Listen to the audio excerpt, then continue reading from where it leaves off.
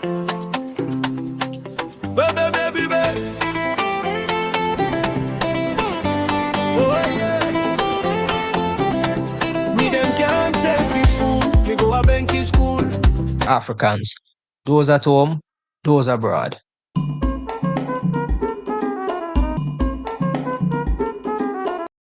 For Focus on Africa. It's that time for Focus on Africa now. So we, as Jamaica celebrates Heritage Month, Focus on Africa turns its attention to our first national hero, the right, excellent Marcus Mosiah Garvey. Born in St. Anne's Bay on August 17th, 1887, Garvey became one of the most, world's most influential advocates for Black pride, African unity, self-reliance and organization. And, taking a movement that began in Jamaica onto the international stage. So this morning, our resident guests, DBenki and Isaiah, are here, and we, will help us to examine Marcus Garvey's work, the UNIA and the ACL, the world in which his movement developed and his legacy today. So we also are joined by a special guest, Ras Igos, as well. So just to give you a quick background for some people that may not remember, just to, refresh your memory, Marcus Garvey established the Universal Negro Improvement Association and African Communities League, UNIA, ACL, in Jamaica in 1914. The movement promoted Black unity, self-reliance, economic advancement and organization, eventually developing into a major international Pan-African movement. Garvey took his message to the United States in 1916, where he where his movement expanded significantly. His philosophy is centered on race pride, African unity, self-reliance, and the need for Black people to organize. So this morning, we're asking, how well do we really understand Marcus Garvey in it? And if, he was alive today, what would he say about Jamaica, Africa, and the Black diaspora? So first of all, let me just greet our guest, Isaiah, mentor, humanitarian and activist and, world-selling recording artist. And we have DBenki, who's also African historian. And then we have Ras Igos. So welcome, grand rising to all of you kings. How are you all this morning? To be, discussing the topic, and I greet my brothers and sisters in the Caribbean, Africa, in His Excellency, the Provincial President of Africa, Marcus Garvey. We greet you with love and respect. Yes. Thank you, DBenki. Yes, give thanks again, Sun City Radio, another Wednesday morning. So this is a special morning. Sun City Radio. We've been pushing, promoting Marcus Garvey legacy, especially during the month of August. And we had before a poet with us, Ras Igos, who was along with us with Mama B, and he gave us a wonderful poem. So this morning, hopefully, Ras Igos is on the line and can hear us and start us off with a poem. And we can get into the discussion. Ras Igos, you on? You live? Yes, brother. Greetings. Give thanks again, Ras Igos, and welcome to the conversation, man. Yeah, man, I want to give thanks to the Marcus Garvey, Yes. So, Ras Igos, are you able to start off with a poem, or you want to do it at the end? Yes, I'm ready. Okay, go ahead. Yes. This called racism. I'm gonna do this one called Over 400 Years. Okay. Over 400 years of blood, sweat, and tears. And the suffering, the burdens we bear, the whip on our backs that crack non-stop, and the tears that we cried, you can still see the track. Now the Jews have been paid for their atrocities. Chinese been paid for their calamities. Africans been owed for work done in slavery. Yes, a promise is a comfort to a fool. We didn't get the 40 acres and the mule. Over 400 years, we work for no pay. We want reparation today. For no pity. No pity. They didn't show any when they work grandpa. No pity. No pity. They didn't show any when they rape grandma. Must have whipped them so hard. Whip them till their skin peeled off. then call their friends to drink a barrel of wine and laugh. No pity, no pity. We didn't volunteer to come around here. We were captured and brought to this hemisphere. Remember how they entered into Africa? Hunt, killed, and capture. So inhumane, so brutal, over 100 million the total. Then load up your ship with human cargo, chain and pack them in, hulls below. They throw some overboard at sea. Here they put some on the hanging tree. No pity, no pity. They didn't show any when they work, grandpa. No pity, no pity. Grandma, matter with them so hard. You can kill your skin builder. Then call your friends to drink a barrel of wine and laugh, and laugh, and laugh. Yes, I. Thank you so much, Ras Igos. Thank you You're welcome. Okay. All right. So let's get into this conversation now. I haven't got too much time, but, we'll get as much in as we can. So, first of all, I would say I'm going to ask DBenki this question. Take us back to, Garvey's time and what was happening to Black people around the world and what made his message so powerful at that time, DBenki. Well, I just want to say, Happy Heroes Heritage Month, and in terms of Jamaica's heritage and everything, Marcus Garvey becomes central. Not just a Jamaican hero, but it's our international and universal hero from the Universal Negro Improvement Association, UNIA. At the time, as you hear the term, the term Black and was not an African American and Jamaican. The term was Negro that was being used at the time. Now that people, especially in America and Jamaica, it was a situation which was before you had rights to vote and all of that, but within emancipation. And in America, they never had civil rights.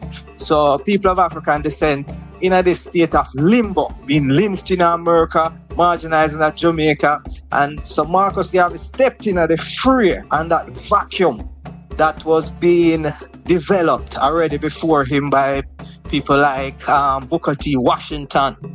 And so when he stepped into the leadership role, the whole weight of the Black world was on his shoulder, right? And he wore that mantle with a hat. And he represents the first time for Black people all over the world that leadership and that international leadership which we never had. So as a result of that, now Marcus Garvey's legacy seems to be more stronger in the US. Myself and Ras Igos was talking about that in the US these days than in Jamaica.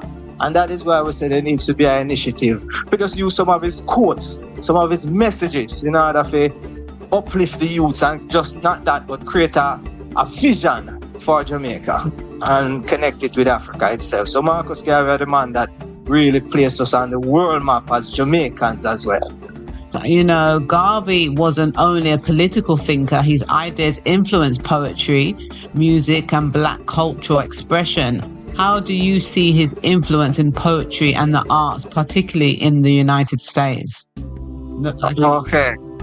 With that, even though he's not a poet myself, but you see poetry, it's just the art of speaking, you know what I'm saying? Yeah. And Mr. Garvey was one of the best orator. We just reason with Mr. Garvey instead of, question and answer. We just turn it in our reasoning this morning. You saw Mr. Garvey come to Harlem, the first speech that he gave as an orator. A lot of people don't know this, and this goes towards confidence, self-esteem, and determination, because Marcus Garvey says self-reliance first, and that's the whole basis of the whole thing. So when he gave him first speech and he went to Harlem on the podium, Sunday man, guess what happened to Mr. Garvey, the honorable? What happened? He was so nervous he dropped in front of the people there, bust up all his mouth. You understand? Yeah. Know that. Remember me tell you something, man. I say when you're talking about a legacy, you gotta just bring it right out. I don't like too much of the romanticism, because when people romanticize history, you do not get what you are supposed to know, what the whole thing's about, So what Mr. Garvey, he went to a church and observed a pastor. All of this in our book, Philosophies and Opinion. and him observe a pastor and see how the pastor deliver, and him start to improve on him delivery, Even artists can learn from that too. But you see, Mr. Garvey, poetry, I think is on that basis that reggae music and the oratory skill develop when you listen to Bob Marley and listen to Dennis Brown, because we know Bob Marley himself was inspired by Mr. Garvey work also, and the list would go on. If we were to list out the amount of people Mr. Garvey literally inspired to do great work, who went on to be great work, people who are today senators and congressmen in the US, people who became the first independent leaders of Africa, Mr. Kwame Nkrumah, Nandi Azikiwe. We could go on and on and on. Martin Luther King, Malcolm X. And we are just saying that why would we not be sharing this with the students in our schools? I mean, make it part of the devotion then. It is a ridiculous situation when we are denying ourselves and one of the greatest men who have lived in the 20th century as a Jamaican. It would provide a lot of direction and self-esteem for our people.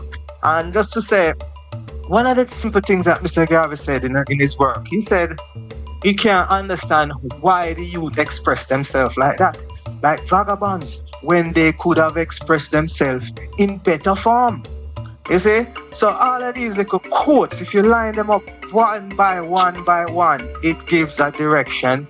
And I think it needs to be part of the development and organizing tool for the Jamaican teachers and pastors, community organizers, musicians, everybody alike, and professionals. I think that is the point that we can rally around. It's one aim and one destiny. Yeah. Yes. Well, yes. Well said.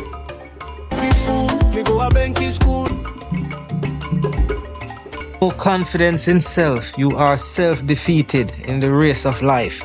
And with confidence, you have already won. So, you see, one of the things we have to get to the root of is African culture. And one of the things we have to also get to the root of is why African people are marginalized all over the world. And it appears to be a sustained attack upon cultural development, right? So the key is confidence, and that confidence comes from a knowledge in particular in greatness, not just the ice cream scoop that Garrett Morgan built, the stoplight and all these things, and the peanut man who built the lubrication, George Carver from Tuskegee. Those kind of things are beautiful and wonderful, but what happened in this situation is that none of these men own these patents, and they get a one-time payoff like $50,000. I believe that was a payment for inventing the stoplight, and the stoplight is everywhere over the world now, and other people repetitively reap from that generationally. So I think it's about generational wealth.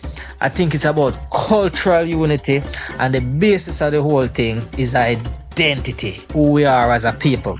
Today, all over the world, we identify as socialist, capitalist, Muslim, Christian. I think these are actually subheadings under who we are as African people. You see? And that history is told clearly through the spectacle of Ethiopia and the ancient Nile Valley and the writings and the legacy that has been preserved there. That language can truly embellish a culture that African people developed independently and lasted over 3,000 years before the Greek invasion by Alexander the Great.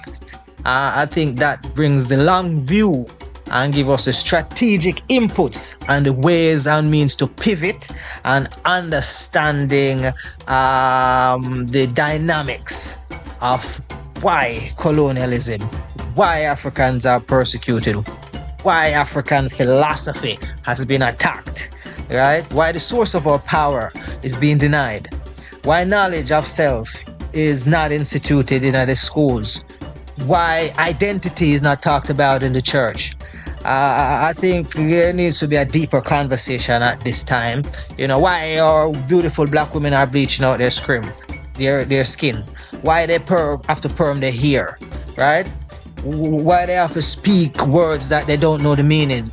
it's really come down to how do we reconstruct, redevelop an African paradigm and a structure and a system in which we can relate with each other. All right, we're dealing with each other outside of ourselves, outside of our minds. Okay, if we are not able to acknowledge that we are, in fact, children of the soil, children of the sun, children of the Most High, I think if we are not from that perspective, we're already in a self-denial. And that's what makes African people special, because we can claim that. And others will and can as well. But we should. For us. So the whole thing right now is about how we develop. How we move from philosophy and get into development, even though the philosophy is at the root. How we get away from all this disagreement. What can we agree on? Well, we can agree on the facts as it has been established today. I mean, 40 years ago, 100 years ago, we would have been limited a lot to mythology in terms of history. But today, African history speaks for itself. World history speaks for African history, and the truth is enough. We don't need to make up nothing, right? All we need to do is have a simple program that can be implemented under a tree, in households, in communities. I think the schools will be the last to adopt it. And I think if the program comes initially from the government, it will be too watered down. We have to give them something strong and then make them water down that, because it will be watered down anyway. There's certain dynamics in terms of African philosophy that in the Western Hemisphere, people still scared of it. And it takes time and how to introduce it, how to make it palatable to the modern society, and how to really create out of all of this ideology a program for economic development. Without the economics, it not gonna work. So that's why Mr. Garvey's organization, the UNIA, Universal Negro Improvement Association, and the African Communities League dealt with organizing community by community and the business networking and international trade. All right? And on the basis of that, African for Africans. Those at home, those abroad. Again, Sunday, man. So, I wanted to ask you, as we observe his birthday on, August 17th, which is, or what is, should I say, one of the lessons from Marcus Garvey that this generation needs to understand? We need to understand that we need to understand, pick up the different parts of Africa, people that are remembering who Marcus Garvey was and his influence and how he inspired so much people around the world. All we have to do in this time is to carry on that legacy, carry on the blueprint, and yes, promote the blueprint of Marcus Garvey in the schools and institutions. Because I tell you this sometime. Yeah. If we do not use Marcus Garvey blueprint and legacy as a people, we are going to suffer. We have to love our skin color, love our leaders, our ancestors. It's every culture survive. If a culture wants to survive, they have to live, breathe their culture. You cannot come and start adapting. People talk, oh, I am black, I am not African. What's wrong with you? This man has to go through so much. Let's think about it. In 1940, this little fat king from Jamaica just pop up. The amount of things that he has to go against to do for us. And then we are walking around like everything is okay. Let me just say this, brothers and sisters, everything is not okay. No. While we're trying to enjoy life, but we have to go back to who we are as Africans. The blueprint of Marcus Garvey needs to be taught. And real quick before I go, those, we people to go out and vote every day. We need to vote for this, to have this in a curriculum, because without this, we're not going to survive. If you're going to survive in the West, we better survive as African, promoter Africanity and the teachings of Marcus, or else we just go back home and build up. Those are the two options. Or else, we're just going to perish. Yes, we need to get our stuff together. Okay. He was born in 1887 in the parish called St. Anne's, Jamaica. These parishes are generally a name of 16th century queens and kings from Britain.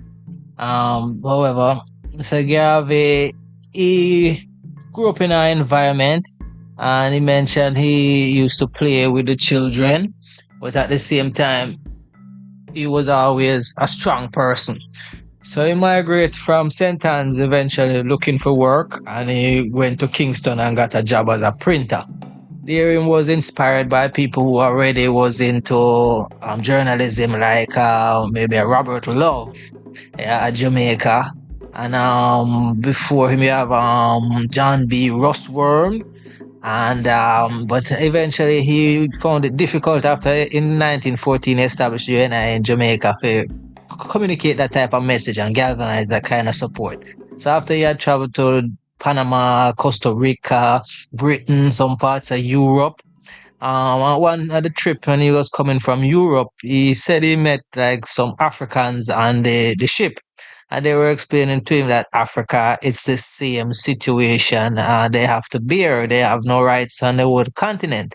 So Mr. Garvey look up and say, it seems like the entire race does not have representation. So he took it upon himself to be that representation when he said, "We are our men and women of big affairs." So when he got to Harlem, he realized there was a culture of soapbox culture, like men who used to study, do research, and then come out at night and teach and just stand up on a crate or just any kind of elevation so that the people can see them. And many inspiration came out of Harlem at the time. And Mr. Garvey followed in our trend and continued on a message of Pan-Africanism, which we trace back to Wilmot Blyden from the Virgin Islands. He was one of the first to travel to the continent of Africa, and he wrote about the situation there, giving a perspective. And then in the US, you had writings like from Frederick Douglass, and these were in like the 1850s coming up to the 70s.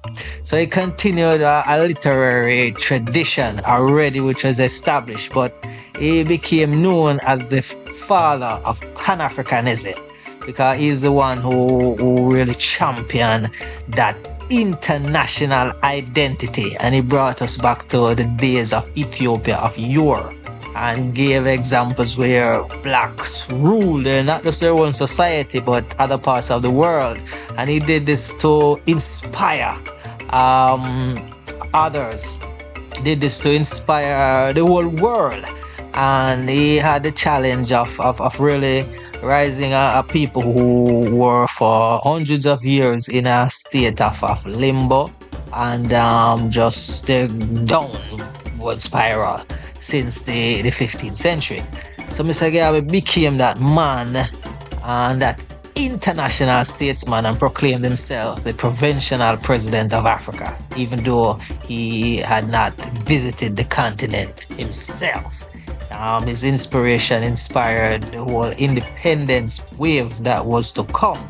So from Mr. Garvey's first speech in Harlem, where he stumbled at the podium, to galvanizing 6 million members all over the world. He had offices in Cuba, in Panama, in Puerto Rico, everywhere that you had African people.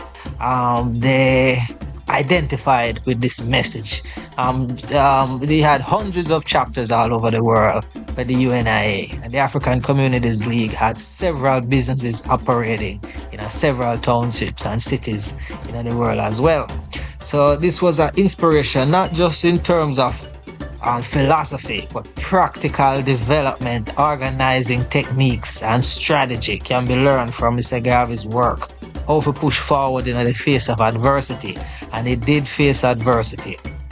When he came to the US, he came to see Booker T. Washington, who had just passed away, and his example at the Tuskegee Institute and his book Up From Slavery had inspired Mr. Garvey how to organize and develop institution. So his aim was to build institutions, business and organizations for black people all over the world. So when he came, Booker T had just passed, and within that space, you had men like Philip Randolph, and you had W.E. Du Bois, who was suited for that role. He was properly educated, so to speak. He went to France, he went to Germany, he went all over, he came back to the US and got his PhD, one of the first black men at the time. So he was positioned to be the spokesperson and that liaison between the white America and black America.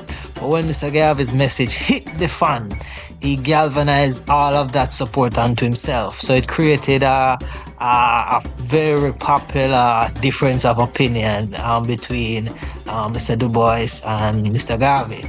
But however, in the end, Mr. Du Bois, W. Du Bois, he faced the same flack, same challenge, and he had to exile himself to Ghana, where he was a guest of Kwame Nkrumah. Kwame Nkrumah was also inspired by Mr. Garvey, admittedly so, to the point where he adopted the one star and the Ghana flag. One of the last things that W. Du Bois said when he was in Ghana, and it is said that on his last words on his deathbed, he said, Garvey was right.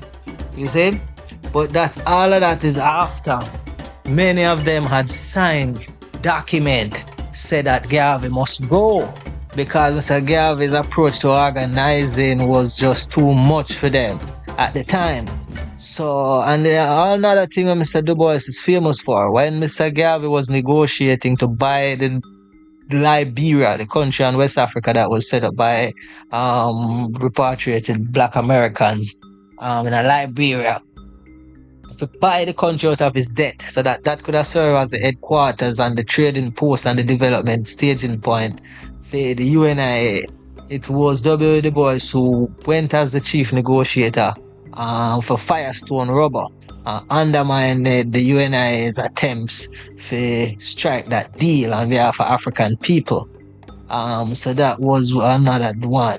So Garvey sent representatives to the meeting of Versailles. That was the meeting of the work out the world stage after World War I.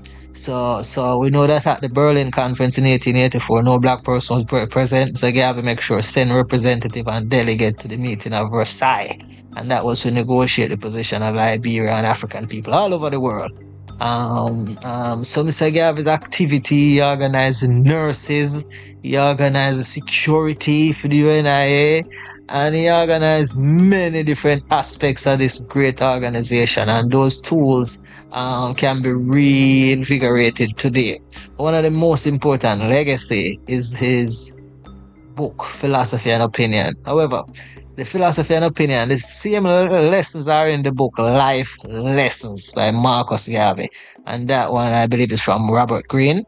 But in that, there are the life lessons. It is a program that he taught when in England, and that's the program that like Kwame Nkrumah, Jomo and Kenyatta them get exposed to, and it shaped their mind for African leadership to the point where they could have gone on and participate and help shape the stage for African independence. So by 1957, Ghana gained its independence. But so the lessons in that book are lessons where the whole book itself, Life Lessons, Marcus Garvey by Robert Hill.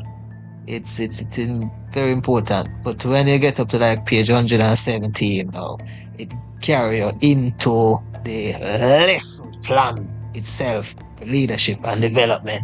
So we recommend that as an excerpt for training as well and development. We recommend one more, and this one called Negro with a Hat. That book, I don't remember who wrote it. Colin something, but I'm not sure. It's called Negro with a Hat. Alright?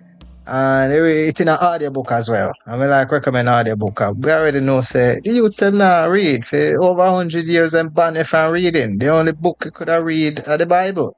Alright? And not get in a trouble. So as a result, a lot of perspective still based solely upon that. However, it is relevant towards the development experience. Marcus Garvey used it as well.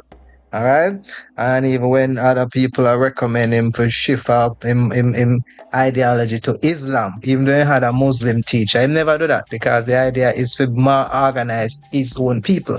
In one quotation, he said that he would willing to go to hell for them. Alright? So here is a man who willing to sacrifice towards everything. So Negro with a Hat now, we give this funny one now. So at some point now, when It's like people try to take over. I remember me tell you about the movement Garvey must go, where led to him deportation at Jamaica and him subsequent arrest and time in Atlanta jail penitentiary.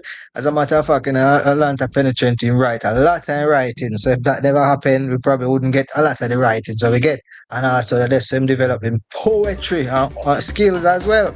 So anyway, after a while now, the four men up in a jail now, he was still out on bail. So now them a watch him. So he went to a city in the south. Him go Pittsburgh, him go Ohio.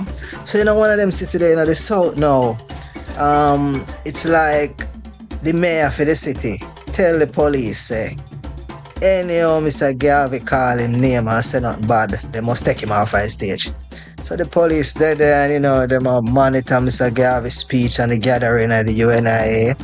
So Mr. Garvey, you know, find his own style, raise the issue about the mayor. So once him touch the mayor name now, the police them start to draw near to Mr. Garvey like they want to arrest him. Right away, Mr. Garvey security just draw nearer to Mr. Garvey and step up. Guess who Mr. Garvey security consists of? Two old woman, two old granny with no teeth.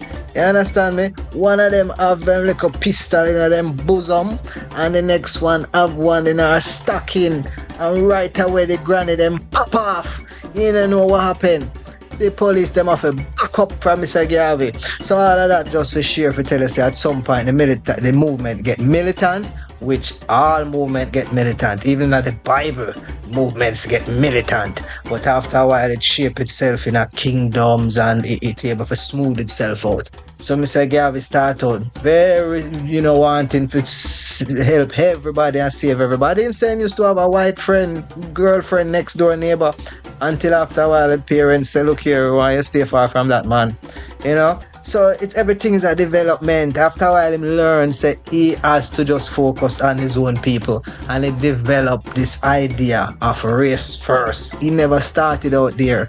He ended up being pushed there by the circumstances that he had to face at the time. Lynching and the fact that he must face it left and right. Even from his own people. You see? Leave you with this now.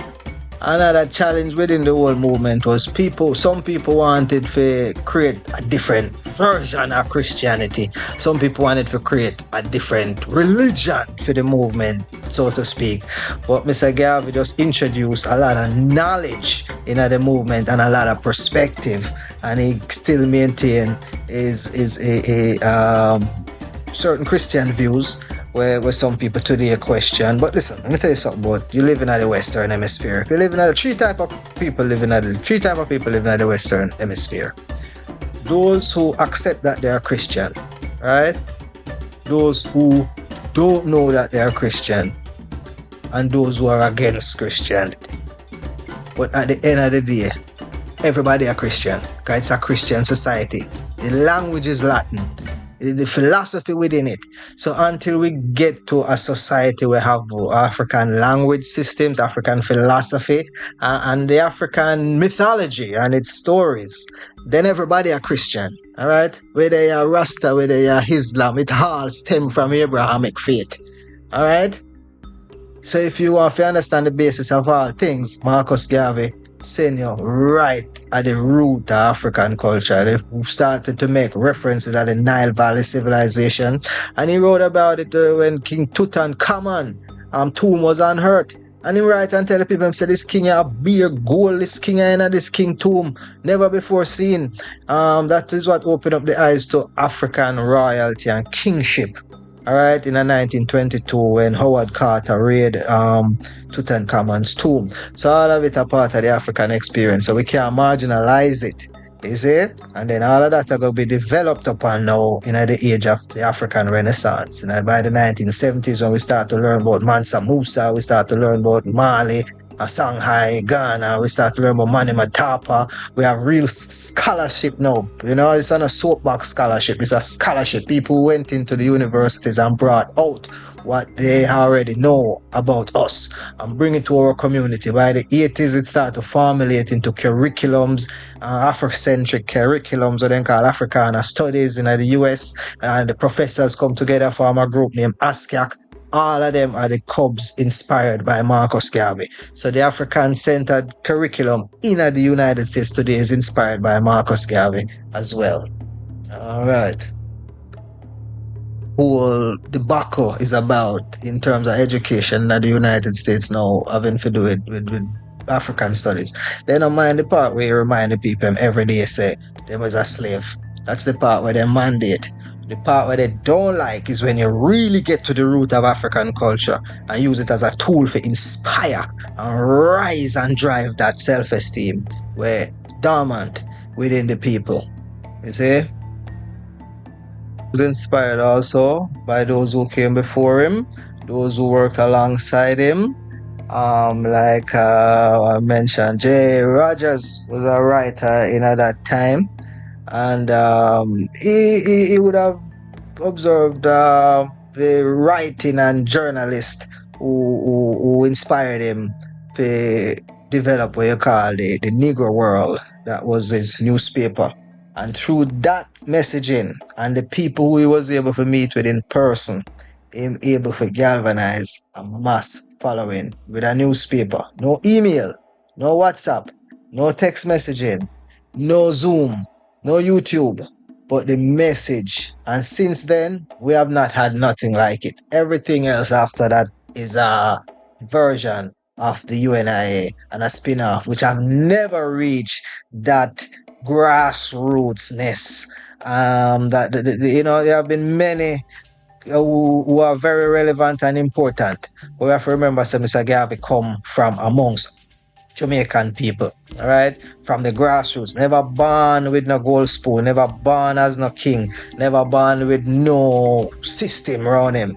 So it's an example of self-determination and greatness, and that is what makes Mr. Garvey's work so unique and stands out by itself.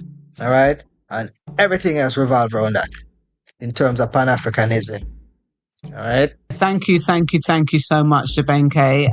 Ras Igos is no longer on the call, but please thank him for us, DBenki, for coming and giving such a great poem. Quick quote. Okay, has to be quick, so I got a time signal. We as a people realize our power, we would be less likely to disrespect ourselves and each other. One more quote that from Mr. Garvey. All right, thank you so much, DBenki. All right, both of you kings have a blessed day, and we'll speak with you next week, Wednesday. Thank you. Jamaican approved. Again, Isaiah mentor and special wonderful guest, Ras Igos. Thanks again, Son Diamond. Give thanks again. Thank you so much for Africans. Those at home, those abroad.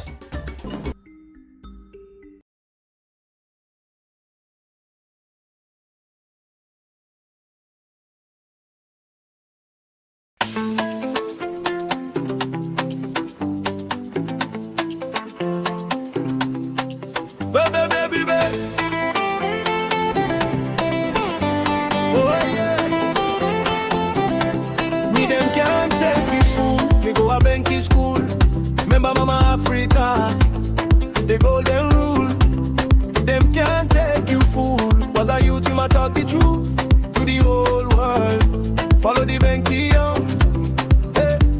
No the reasoning, no having no seasoning every Tuesday. Even you hear it ring. Hey. If you don't believe him, just believe the truth. Open up your ears now, feel the proof. They them can't take for food.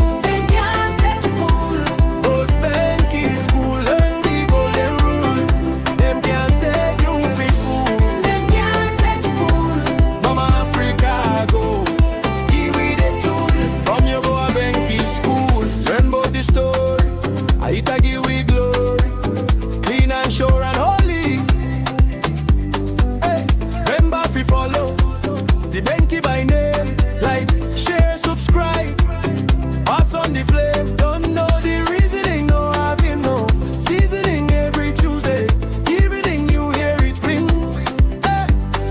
you not believe him, just believe the truth. Open up your ears now, feel the proof. Them can't take you for fool. Me, them can't take you fool. Me goes Benki school, learn the golden rule. Them can't take you for fool. Me, them can't take you fool. Mama Africa go, give we the tool. I give we glory, rise from the page. You them a gather, wise from the stage.